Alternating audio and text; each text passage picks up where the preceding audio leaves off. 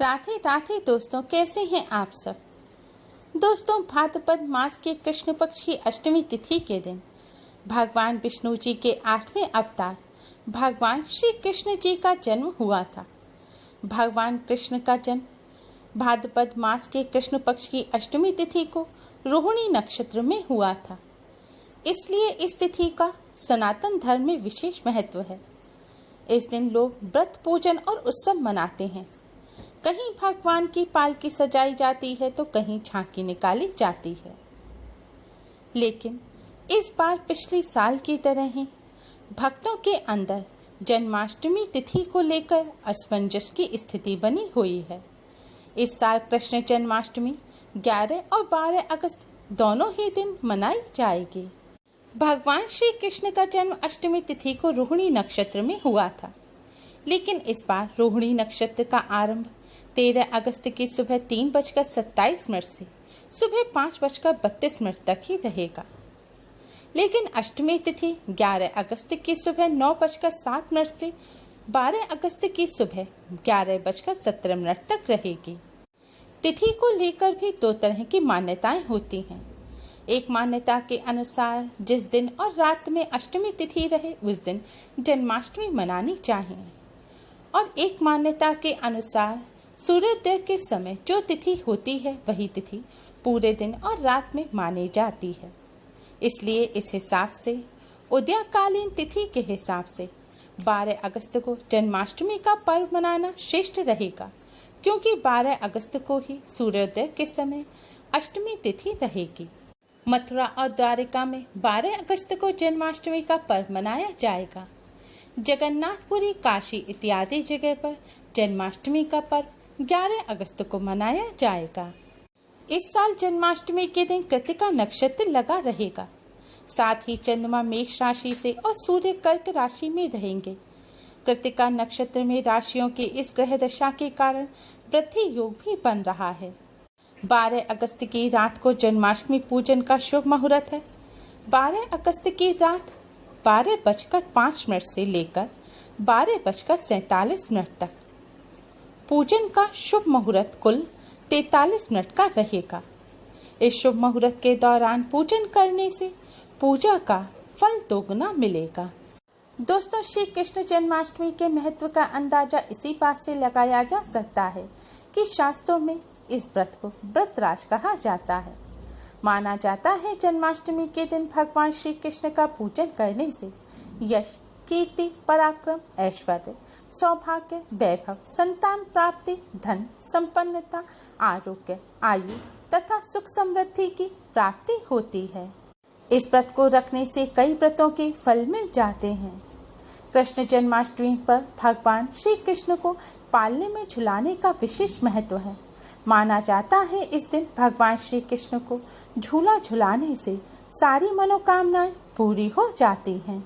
अतः सुख समृद्धि की कामना रखने वाले व्यक्ति को जन्माष्टमी का व्रत अवश्य ही रखना चाहिए। आइए अब जानते हैं कि किस मनोकामना की पूर्ति के लिए कान्हा जी के किस स्वरूप का पूजन करें। प्रेम और दाम्पत्य जीवन को मधुर बनाने के लिए भगवान श्री राधे कृष्ण का पूजन जन्माष्टमी पर करना चाहिए। संतान सुख की कामना रखने वालों को जन्माष्टमी पर बाल गोपाल का पूजन करना चाहिए, और सभी मनोकामनाओं की पूर्ति के लिए भगवान श्री कृष्ण के बंसी बजाते हुए स्वरूप का पूजन करना चाहिए। जन्माष्टमी व्रत और पूजा विधि। जो भक्त जन्माष्टमी का व्रत रखना चाहते हैं उन्हें एक दिन पहले केवल एक समय सात्विक भोजन करना चाहिए। जन्माष्टमी के दिन भगवान कृष्ण की पूजा करने का विधान है। जन्माष्टमी के दिन सुबह उठकर अपने घर की साफ सफाई करें। इसके बाद स्नान आदि करके स्वच्छ वस्त्र धारण करें। फिर अपने मंदिर की सफाई करें, मंदिर को सजाएं, लड्डू गोपाल को स्नान कराएं और स्वच्छ और नए वस्त्र धारण कराएं और लड्डू गोपाल का श्रृंगार करें। इसके बाद कान्हा जी को फल मिष्ठान का भोग लगाएं और व्रत रखने का संकल्प लें। जन्माष्टमी के पूरे दिन कान्हा जी की सेवा करें। मन में ज़्यादा से ज़्यादा राधे राधे या ओम नमो भगवते वासुदेवाय मंत्र का जाप करते रहें। कान्हा जी के लिए सुंदर सा झूला तैयार करें और रात के समय कान्हा जी को भोग लगाने के लिए भोग की सामग्री तैयार करें। संध्या काल के समय फिर दीपक जलाकर कान्हा जी की आरती करें, संध्या बंदन करें और कान्हा जी को भोग लगाएं। जन्माष्टमी पर कान्हा जी का जन्म रात 12 बजे हुआ था, इसलिए जन्माष्टमी की पूजा रात 12 बजे की जाती है।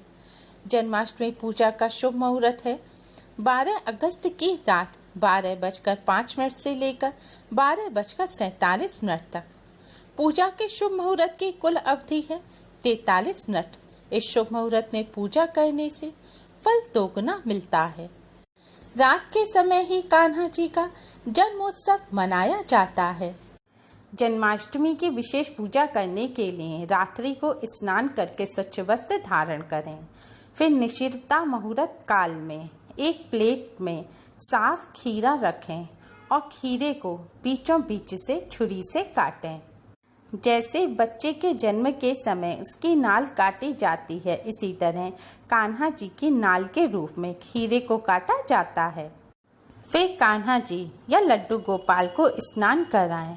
पहले दूध से स्नान कराएं, फिर दही से, फिर घी से, फिर शहद से। इसके बाद शुद्ध जल से स्नान कराकर पीले रंग के स्वच्छ और नए वस्त्र पहनाएं और फिर लड्डू गोपाल का श्रृंगार करें। श्रृंगार में मोर पंख वाला मुकुट पहनाएं, सुंदर माला पहनाएं, पुष्प अर्पित करें और लड्डू गोपाल को बांसुरी जरूर अर्पित करें। श्रृंगार कराने के बाद कान्हा जी को झूले पर बैठाएं और धीरे धीरे झूला झुलाएं।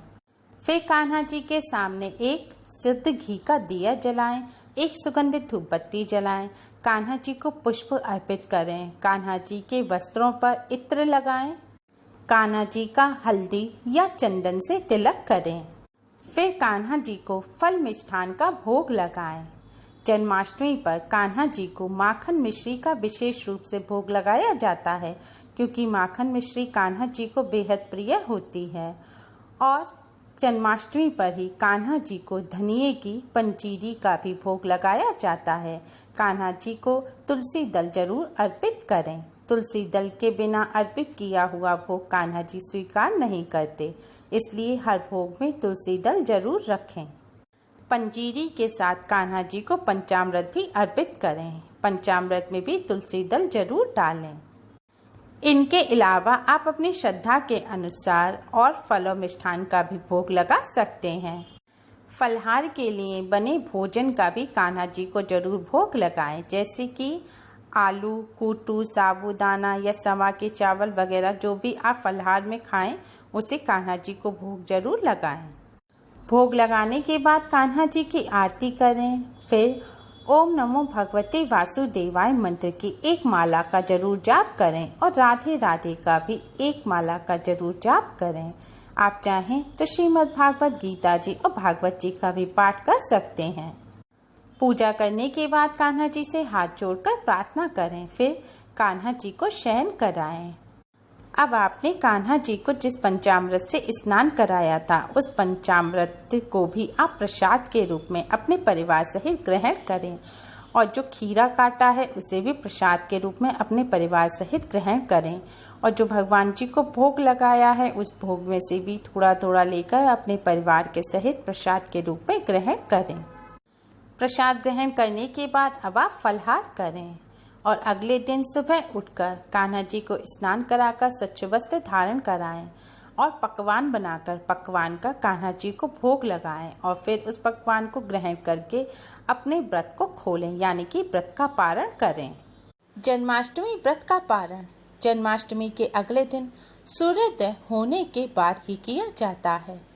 जन्माष्टमी के व्रत को व्रतराज कहा गया है। भविष्य पुराण में इस व्रत के संदर्भ में उल्लेख है कि जिस घर में यह देव की व्रत किया जाता है वहाँ अकाल मृत्यु, गर्भपात, वैधव्य, दुर्भाग्य तथा कलह नहीं होती। जो एक बार भी इस व्रत को करता है वह संसार के सभी सुखों को भोग कर विष्णु लोक में निवास करता है। अगर किसी व्यक्ति को स्वास्थ्य संबंधी कोई समस्या नहीं है और वह फिर भी जन्माष्टमी का व्रत नहीं रखते तो उनको पाप लगता है और अगले जन्म में वह व्याघ्र या सर्प बनते हैं। जन्माष्टमी का व्रत कान्हा जी का सबसे बड़ा व्रत कहा जाता है।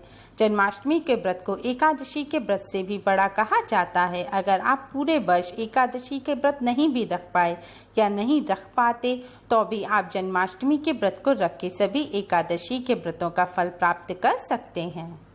इसलिए कान्हा जी के हर भक्त को जन्माष्टमी का व्रत जरूर रखना चाहिए। ये तो था जन्माष्टमी के व्रत का महत्व और व्रत की पूजा विधि। अब हम आपको बताते हैं कि जन्माष्टमी के व्रत में क्या खाएं, क्या ना खाएं, क्या करें, क्या ना करें। जन्माष्टमी व्रत के नियम क्या हैं? जन्माष्टमी व्रत के नियम एकादशी व्रत के नियम जैसे ही होते हैं। जन्माष्टमी व्रत से एक दिन पहले एक समय सात्विक भोजन करना चाहिए। जन्माष्टमी के व्रत में अन्न नहीं खाना चाहिए और ना ही सरसों का तेल, प्याज, लहसुन, मीट, अंडा का सेवन करना चाहिए। जो स्वास्थ्य संबंधी समस्याओं की वजह से व्रत नहीं रख पा रहे उन्हें भी आज के दिन मीट, अंडा, प्याज, लहसुन का सेवन नहीं करना चाहिए। जन्माष्टमी के दिन ब्रह्मचर्य व्रत का पालन करना चाहिए। जन्माष्टमी के दिन व्रतधारियों को बाजार के कोल्ड ड्रिंक, चिप्स वगैरह भी नहीं खाने चाहिए। घर का बना सात्विक और स्वच्छ भोजन करना चाहिए। जन्माष्टमी के दिन आप कूटू खा सकते हैं, साबूदाना, आलू, चाय, कॉफ़ी का भी सेवन कर सकते हैं। आप सभी प्रकार के फलों का सेवन कर सकते हैं। एकादशी के व्रत से अलग आप समा के चावल भी खा सकते हैं। व्रत में आप व्रत वाले नमक का ही सेवन करें। लाल मिर्च खा सकते हैं लेकिन ऐसी लाल मिर्च ना खाएं जिन्हें पीसते समय सरसों का तेल डाला गया हो। जन्माष्टमी के व्रत में फलाहार किया जाता है। रात 12 बजे के बाद कान्हा जी की पूजा करने के बाद भी सिर्फ फलाहार ही करना चाहिए, अन्न का सेवन नहीं करना चाहिए। जन्माष्टमी के पूरे दिन ज़्यादा से ज़्यादा भगवान श्री कृष्ण की पूजा करें। व्यर्थ की बातों में अपना समय ना गवाएं। गौ माता की सेवा करें, क्रोध ना करें, किसी की बुराई ना करें, कोई भी गलत कार्य ना करें। बाल ना काटें, नाखून ना काटें, किसी जीव को नुकसान ना पहुंचाएं और ध्यान रखें नारियल भी ना फोड़ें।